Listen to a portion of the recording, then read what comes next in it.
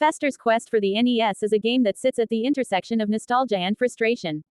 Released in 1989 by Sunsoft, it's based on the Addams Family TV show and features Uncle Fester as the protagonist. The premise is quirky and fun. Uncle Fester is tasked with rescuing the city from an alien invasion, armed with a variety of weapons and gadgets.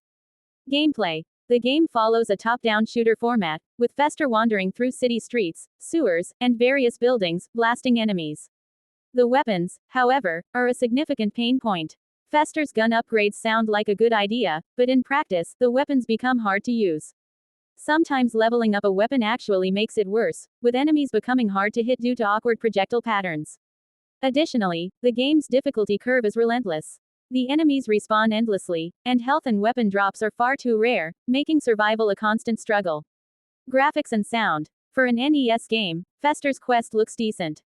The environments are varied, though repetitive, and Fester is animated well enough to be recognizable.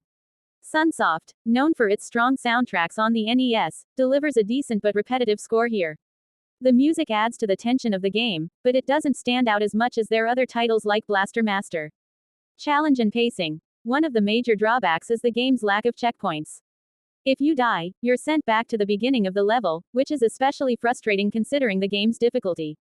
The pace of the game can feel punishing because there's not much reward for your progression. Players often feel like they're stuck in a loop of endless enemies with little reprieve. Overall, Fester's Quest is a love it or hate it game.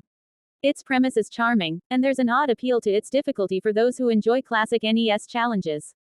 However, many players will find it too frustrating, especially with the lack of balance in the weapons and the unforgiving difficulty. It's a title best approached with patience and nostalgia for the Addams Family universe. If you don't have that, the game might leave you more frustrated than entertained. Rating. 6/10. Fun concept, but uneven execution.